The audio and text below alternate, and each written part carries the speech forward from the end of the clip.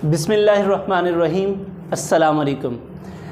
CSS aspirants कल के काबीना मीटिंग के बाद काफ़ी परेशान नज़र आ रहे हैं।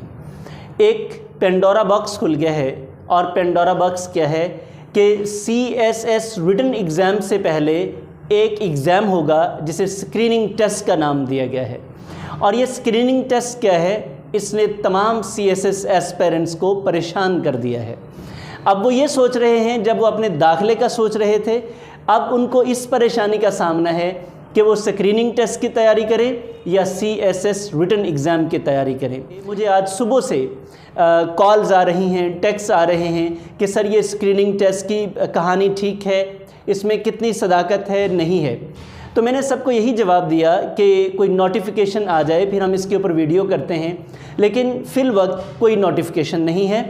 हाँ, ये काबीना मीटिंग का फ़ैसला है कि स्क्रीनिंग टेस्ट होगा, उसको पास करने वाले जो एस्पिरेंट्स होंगे वही एलिजिबल होंगे कि वो अपने रिटन एग्ज़ाम में अपीयर हो सके। सबसे पहला सवाल जो किया जाता है वो ये है कि स्क्रीनिंग टेस्ट कैसा होगा, इसमें कौन कौन से सवाल किए जाएंगे।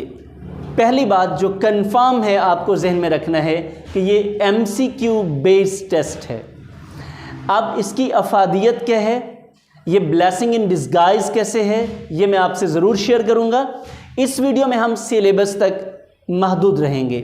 हम देखेंगे कि इसमें कौन कौन सी चीज़ें शामिल हैं और किस तरह उनकी प्रेपरेशन करनी है। CSS एस्पिरेंट्स के लिए ये ज़रूरी है कि वो इस स्क्रीनिंग टेस्ट में से स्क्रीन होके गुजरें। अब स्क्रीन वर्ड से आपको खुद ही पता चल रहा है कि बेसिकली ये एक तरह का फ़िल्टर है जो लगा दिया गया है। अब ये फ़िल्टर क्यों लगाया गया, अब ज़रा स्टैटिस्टिक्स के ऊपर गौर करें। 1998 से लेकर 2019 तक हर साल 10% यानी कि 10% ईच ईयर एनुअली एस्पिरेंट्स में इजाफा होता रहा। आप अमेज्ड होंगे, सरप्राइज्ड होंगे, यानी कि 2020 में और 21 में ये रेशो 69% तक जा पहुंची, यानी कि हर साल 10% का इजाफा होता था एस्पिरेंट्स यानी कि मुकाबले के इम्तिहान देने वालों में। लेकिन 2020 और 2021 में अगर इन 2 सालों का एनालिसिस किया जाए तो स्टैटिस्टिक्स ये बताते हैं कि 69% एस्पिरेंट्स में इजाफा हुआ। अब प्रॉब्लम ये हुआ कि इसमें एग्ज़ाम्स ऑब्वियसली कंडक्ट करना होते हैं और फिर उनकी मार्किंग है, ईच एंड एवरीथिंग, मैनेजिंग, सो ये सारी चीज़ें एक प्रॉपर वैल्यू नहीं कर पा रही थी।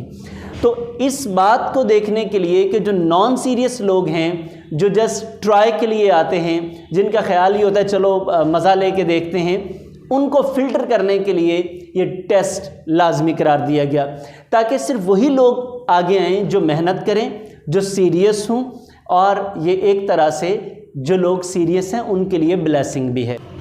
अब सवाल ये है किस तरह का पेपर होगा और कितने मार्क्स का होगा।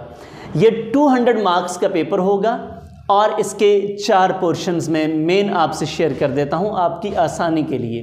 पहला पोर्शन इंग्लिश का, यानी कि ये क्वेश्चन आगे पीछे तरतीब हो सकती है लेकिन होंगे इस तरह, डिवीज़न यही होगी पेपर की। नंबर 1 इंग्लिश, ये 50 मार्क्स के क्वेश्चंस होंगे इंग्लिश के। अब इंग्लिश में कौन सी चीज़ें पूछी जाएंगी ये नेक्स्ट वीडियो में हम डिस्कस करेंगे। नंबर 2 आपका GK का, यानी कि जनरल नॉलेज का, लेकिन यहाँ पे जनरल नॉलेज में इन्होंने 3 कैटेगरीज को एक ही जगह शामिल कर दिया है। कौन कौन सी? 2 अफेयर्स यानी कि करंट अफेयर्स और पाकिस्तान अफेयर्स। नंबर 3 इसी में करंट अफेयर्स और पाकिस्तान अफेयर्स के साथ जो जनरल साइंस है उसको इंक्लूड किया गया और ये 90 मार्क्स का पेपर होगा। I mean 50 इंग्लिश के, 90 ये 140 मार्क्स हो गए। अब इसके साथ शामिल कर लें 30 मार्क्स की जनरल एबिलिटी के क्वेश्चंस होंगे और ये कुल मिला के 170 हो गए। अब 30 मार्क्स बचे हैं, डेफिनेटली दिल गो फॉर इस्लामियात, वो इस्लामियात के होंगे। इस तरह ये 200 मार्क्स का पेपर होगा और इसमें से आपको लेने हैं 33% क्वालिफाई करने के लिए, यानी कि out of 200 you are supposed to take और स्कोर 66 मार्क्स। अगर आप 66 से प्लस कर जाते हैं then you are eligible for written exam. और मुझे यकीन है कि आप में से जो लोग सीरियस हैं वो डेफिनेटली 66 क्या 166 भी स्कोर कर सकते हैं। और मैं आपको ये बता दूं, बिल्कुल परेशान होने की ज़रूरत नहीं है, क्योंकि ये आपको हेल्प आउट करेगा आपके उन मार्क्स में जो 220 मार्क्स आपके ऑब्जेक्टिव के आते हैं आपके रिटन एग्ज़ाम में। तो स्क्रीनिंग टेस्ट को आप यूँ समझ लें कि आपकी प्री क्लासेस हैं CSS के लिए। तो अगर आप इनको ज्वाइन करना चाहते हैं, हम पहले तो CSS का प्रॉपर बैच शुरू करना चाह रहे थे, लेकिन अब हम स्क्रीनिंग टेस्ट की प्रिपरेशन पहले करवाएंगे ताकि हमारे जो बैचेज़ हैं वो पहले तो इसको क्वालिफाई करें और इसके साथ साथ हम CSS की प्रिपरेशन इंशाअल्लाह जारी रखेंगे।